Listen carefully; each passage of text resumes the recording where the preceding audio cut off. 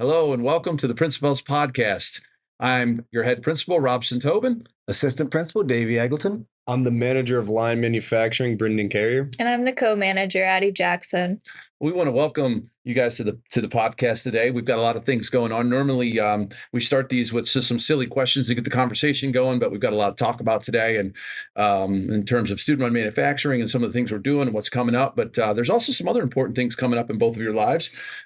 This weekend's a pretty big deal. We'll start with football. Tell us a little bit about what's happening with football. We're playing in the district semifinals. We're playing a school called Perry, and we're excited for the opportunity, get some momentum moving forward for Karn City. So Excellent. Yeah.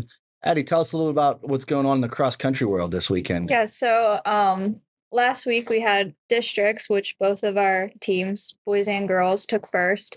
So this weekend we're going to states, and yeah, we're really excited about that, and So I think we have a good chance. when you win district, the entire team goes, right? Yeah, So we're taking both the entire boys and girls team to Hershey. yeah. That's awesome. Fantastic. And you guys have gotten to run the course earlier in the year, so you've Yeah, already we built had some our confidence. foundations race a while back, so we know the course. Fantastic. That's excellent. Well, we're so proud of you guys and what you've done and the hard work that you put into and the pride that we have in you and the community has in you guys. So we wish you the best of luck. And speaking of pride in the community, let's talk a little bit about our student-run manufacturing program. We're just so pleased with the direction that it's going. And I'll start with a quick question for the both of you. Just give us a quick explanation of what student-run manufacturing is here, and what makes it unique here at Clarion Limestone. student-run manufacturing is a business in the high school. So what you're running the business with our shop classes. So what makes it unique is not only are you making the product, you're talking to the person buying it. So you're emailing for forming professional emails, and you're designing stuff. So it teaches engineering. I just think it's great program. Yeah, and another thing that makes it very unique is the fact that there's new students coming in each year, and formal students teach those students, and it all works out pretty well, and they learn pretty quickly. One of the things that I really love about the program and that I've noticed about it is I think your typical high school kind of people end up being pigeonholed into groups. You have this group, well, we're going to go to college, or this group, we're going to go right into the trades, or this group, we're going to go do this or that.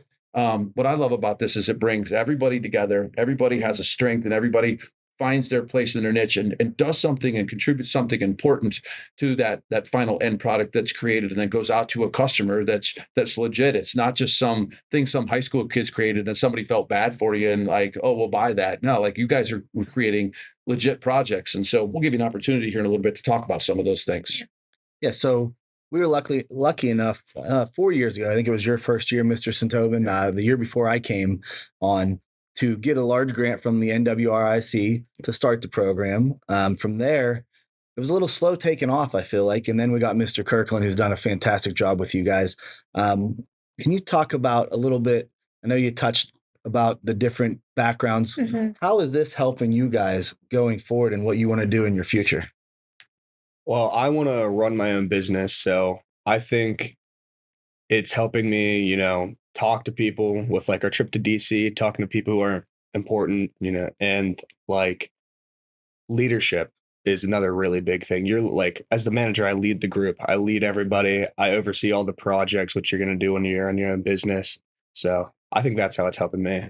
Yeah, and some people that are in the in our group, they don't have work experience, so this is a business, so they get that work experience. And even if you do have work experience, you're not taking charge, making phone calls, and leading the team. Mm-hmm.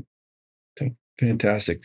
So what kind of products or projects do students design and manufacture? What are some of the things that we're just working on right now? Right now, we are working on designing a cattle shade for Penn State, which we already have the design done. We're actually working on making it. So it's pretty self-explanatory. It's a shade for cattle. They're going to stand under it and protect them from the sun. So I think that's probably the biggest thing we're working on currently. Yeah. So one of the things that maybe that sounds simple to our audience, but we're talking about Penn State. We're talking about one of the premier agricultural programs in the country. And they've done a ton of research into what's best for cattle. How do you prepare them for market, that kind of thing. There's so much that goes into that. And they chose us to manufacture something that is very important that they've done that research on. So I think that's incredible that you guys are doing that. And this is not some small little thing. These are very large units that we're producing for them that they will then utilize at their agricultural college. So that's awesome. So anything else you want to talk about in terms of what we're doing right now? I think we just spend a lot of time finding things that will really get our business out there and for people to see what we do. Right. So can people reach out to you and say, hey, we have something to, I think that actually just happened with, what's the game called? Mill Creek Valley. Mill Creek Valley Game Calls. They reached out to us and they said, hey, how can you help us? And of course, talk a little bit about that quickly. What are we doing for them? I think this is another huge deal. It's for Mill Creek Valley, like we were talking about, making laser engraving their pot calls and box calls. And it's a bunch of batch work, which we haven't got to do yet. So it's going to be a huge opportunity, and reoccurring customers is what we've kind of been looking for, because you get the one-offs and that's nice. But if you can get a reoccurring customer who is like, you're our main guy, that's what we want. What tools were you utilizing for that? We just got an X-Tool P2 laser. So it's a giant laser engraver we just got, and it's pretty nice. It is awesome. I got to go down and watch these guys work on it and mess with it a little bit. It's so awesome to see you guys problem solving. They have a notebook. They're taking notes. What temperature do we have the laser at? How do we do this? How do we do that? So that's exciting to see you guys work with that. What other new pieces of equipment have we gotten recently, or do we have down there that's increasing our capabilities? The plasma cutter. Yeah, we got the plasma cutter last year, I think, and through Forest Scientific, and we did a sweat equity deal with them. So we made them a bunch of their frames for the tables, and they gave us that. And then we just landed another sweat equity deal with them, and we're making more tables for a router table. So, and it's down in our shop. We got it yesterday. Yeah, and it is truly an amazing piece of equipment. Yeah. When we say plasma table, router table, we're talking not about I've seen the $5,000 router tables, and we're talking about a $70,000+ plasma cutter, a $70,000+ router table. Yeah. I think that router table will take a 4x8 sheet of wood and work on it. Yeah, we'll be able to make high-end custom cabinetry. I mean, you name it. I mean, it's just going to be an incredible experience for all of our kids to be part of that. And certainly, if anybody needs something along those lines, feel free to contact these kids and let them know that what products you need, and they'll be able to do that. So, how do you connect to the local businesses in the community? Like, what's the most common way? I'd say like our social media, like our Facebook. Every parent here sees our Facebook page, and we've been trying to gain more followers. We have like a post about twice a week or so. Yeah, I'd say twice a week. 2 posts a week. So and that's something, the videos that you guys put up there are just phenomenal. I think you don't think of that when you think of manufacturing, but that's part of your sweat equity deal with Forest Scientific. You want to tell us a little bit about that? Yeah, so Forest Scientific wanted a video made to kind of advertise themselves. So we went to Nesta, where they're located, and filmed like a commercial for them. And we're working on editing it right now. We've went and got the videos done. So that's part of the deal. So you have all the video you need now. You're just working on editing it and putting it together. So that's something that you guys can provide to communities, businesses in the community as well, is commercial advertising, things like that as well. Awesome. Fantastic. What role does teamwork and problem solving play in your day-to-day work? You want to talk about that? Wait, what was the question? What role does teamwork and problem solving? So you're almost never working on your own, right? No. So you're working in group. Talk us. What are some of those groups, and what do they do? I'm gonna keep messing up. Our groups are management, sales, marketing, and manufacturing. And so everything starts through sales. A customer reaches out and emails us and says they want a pavilion made. So from there, it's going to go to manufacturing. So they're going to design the pavilion on Fusion, and after they're done designing it, it goes back to sales where they form a materials list and talk to our shop teachers and get it approved. And then they send it to the customer, and once the customer approves the quote, then it goes back to manufacturing, and we start manufacturing it.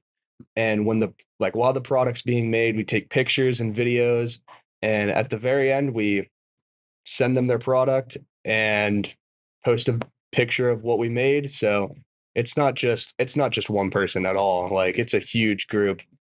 Yeah, and hopefully they send you a check, right? Hopefully that's Right. So it truly is a business. We do make money. It is a money that obviously gets turned right back around into the program itself, and that's what enables us to get lasers and all that kind of great stuff, right? And so it is, to some extent, is becoming self-funding, which is a really cool part of the program. And you guys give back too. Talk about some of your initiatives that you've given to over the last couple of years.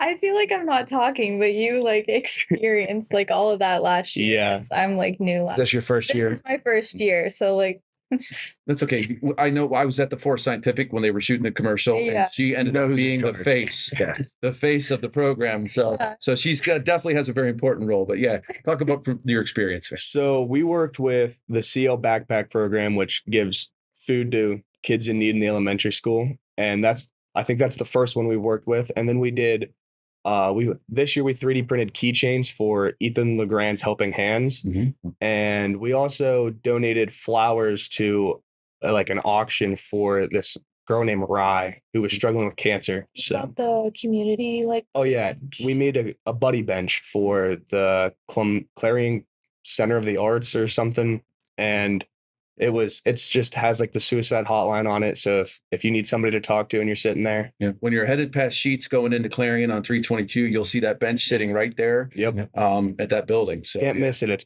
bright purple. Yeah. One of the things I would encourage anybody to do also is go to the hospital, and there's a garden there that's dedicated to cancer patients, cancer survivors, and there's a huge metal tree there that if you want to donate to the Cancer Society, that you get a leaf basically to get your name, I think your name engraved on it, and they put it on that metal tree. That metal tree was created by us with that plasma cutter, and it's truly a work of art. It's amazing. So, all right. Tell us about your proudest moment or your biggest accomplishments so far. Do you want him to go while you have time to think again? no, because I don't want it to seem like I'm not talking. All right. That's why I'm so bad at this. Honestly, just coming up with new ideas together, and like we're working with students that I don't technically see every single class period and that I've never worked with before. So just those connections with students that I've never. So are you developing professional working relationships with students from outside your friend groups? Would it be fair to say that? Yeah, definitely. Which is such an important part of moving into adulthood and things like that. And the fact that you're able to learn it, a lot of kids don't learn that while they're still in school. They get very stuck in their social groups and they never reach outside of that. So hear you guys talking about that. I think that's a hugely important feature of what we're doing, is getting you to work that teamwork pieces and working with people you might not normally work with. Yeah, and we have to, or it doesn't work. Yeah, or it doesn't work. Good.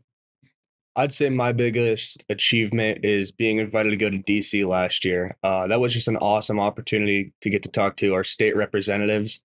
And it was like crazy just going there and talking to them. Like, you wouldn't think as a high school student that you would just be invited to go talk to these people and like advocate for land for manufacturing in the area. Yeah. Be part of the political process, Exactly, right? yeah. Awesome.